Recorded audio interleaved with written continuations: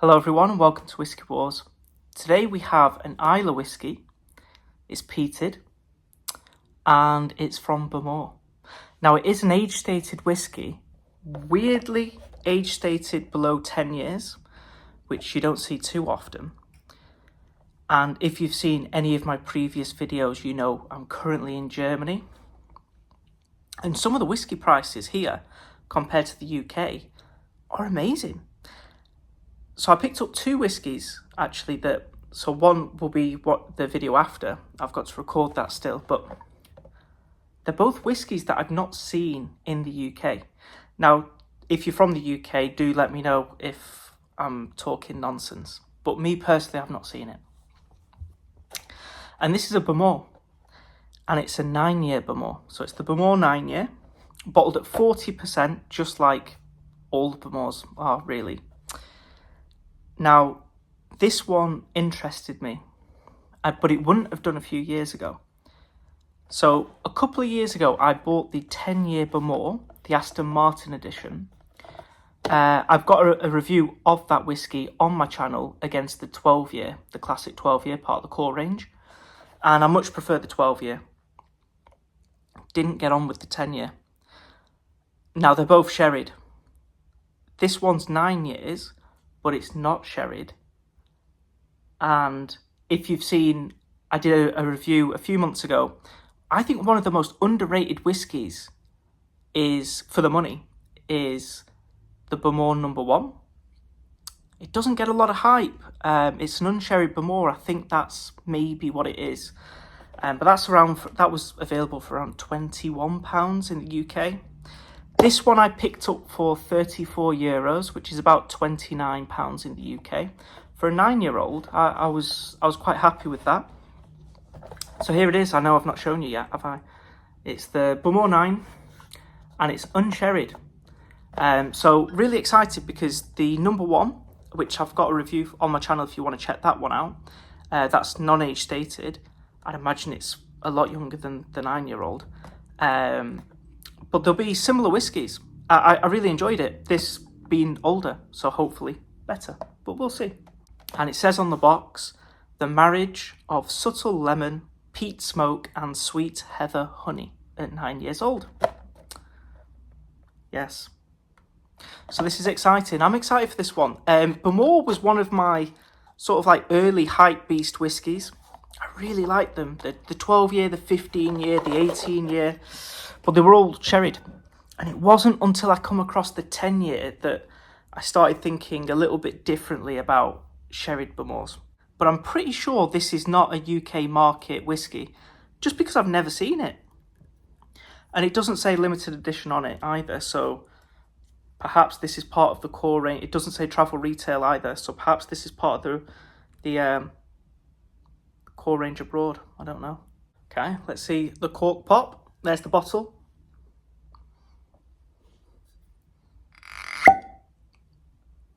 One of the best cork pops I've had, so it's looking promising so far. Let's pour a bit. Okay.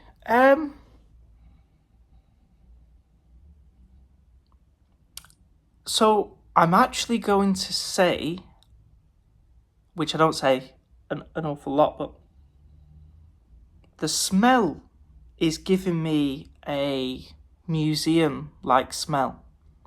You know, like old books, old paper, cardboard, that sort of antique-y smell. Old library. Yeah, dusty books. That's a note that I'm saying like it means a lot of sense. Like it makes a lot of sense, but maybe it just makes sense to me.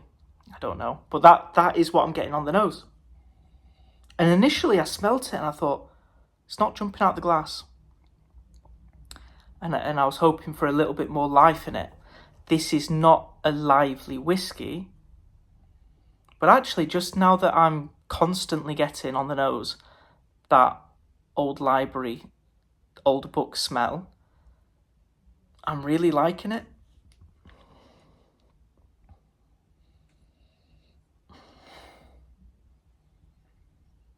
Yeah, and it said heather on the box, and you do get heather. Again, it would be a dried heather that was picked long ago, and it's just sitting there in a cupboard. It's a nice smell. It's not lively, and for that I do give it points, because I don't always like whiskies that are different, but this is pleasant in a quite a more boring way. But I like that. I do. I'm liking the nose. I'm not getting many notes. I would imagine it's an oak influence that's giving it that old library smell. Definitely imparting the oak, but there's no spice, there's no wood spice here. On the nose, at least. There's something in the background again. Yeah, it's a citrus. It's a citrus, but it's not, don't think citrusy, it's lively and it's popping. When I say oak, don't think wood spice. So again, it's quite unique. I'm liking it. Okay, and just before we go on to the taste, if you like this style of video, it's a new style of video that I've been doing, just giving first impressions from a whiskey before I release in a couple of months a more in-depth review and put it up against another whiskey. So if you like this style, please do drop a like on the video and click subscribe on the channel. That would be really, really appreciated, so thank you. And let me know in the comments down below as well, when the full review, the Whiskey War, comes out in the coming months, after I've had time for it to open up and progress through the bottle, because the experience does change. For instance, I recently spoke about the Talisker Port route, which will have been recently uploaded by the time you get this one. I wasn't blown away by it. Came back a couple of days later, much better experience. And I'm half a bottle down on that whiskey. It drinks like water. It's a different sort of whiskey, but anyway, I'm digressing. So, but the point I'm trying to make is the first impressions are not always the best. So when you see this new style of video, you're getting a good idea, a good grasp on the whiskey, and then hopefully it whets your appetite for the full review that's to come. But the full review will be the more accurate descriptor of my experience with the whiskey. So yeah, just think it's a lemon, but it's more of like a lemon boiled sweet. So it's not sharp, it's a little bit more sugary. Soft, sweet smoke. A touch of wood spice actually on the back end. I'd love to put this one up against the number one. I am excited for that. I feel like there's a touch more wood influence on this whiskey. But again, there was a note there that didn't blow me away. I'm going to go back in for a second sip, see if I can pinpoint it. It's the medicinal quality. Now, if you know me or you've seen a few of my videos, I love medicinal notes in whiskey, mainly Islays. In fact, I recently did a Porter-Skeg 8-year-old first impression review, the Neckpour, and the medicinal qualities. It was sweet as well. There wasn't much salt in it. It was sweet and medicinal, and I loved it. This one, it's maybe it's a different sort of medicinal. How can I best describe this?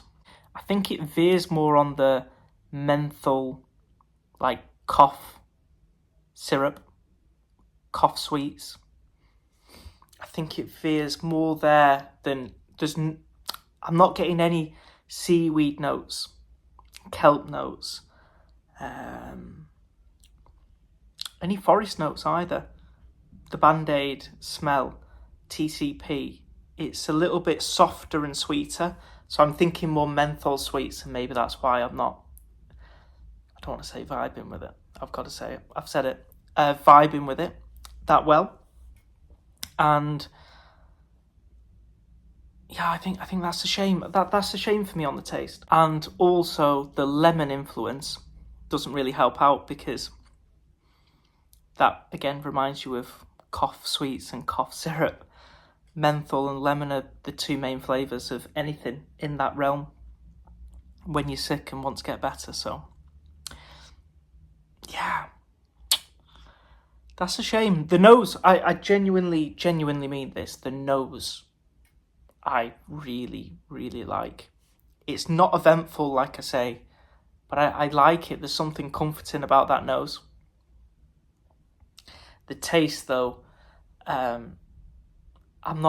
nothing to write home about on that taste. What I will say for a positive is there's a softness and a calmness about this whiskey, and I really like that. This is a whiskey that it's definitely a mood whiskey, but a mood whiskey doesn't always have to be something that blows your head off or gives you something really different. It's a mood whiskey because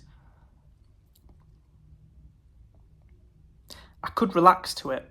I could relax to this whiskey, but it doesn't just give you the classic sweet notes, which are really nice. Again, for a different sort of mood. This would be a relaxing mood, but again, it's like you're in a library. There's a place for this whiskey. I will be drinking this whiskey more. Again, wait for the full review. As this develops, my experience may change.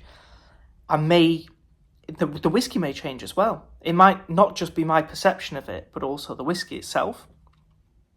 So stay tuned for that full review against the number one. What I will say is, if the number one beats it, then the number one just goes further up my list. Bowmore 9-year-old, first impressions from the Neckpour.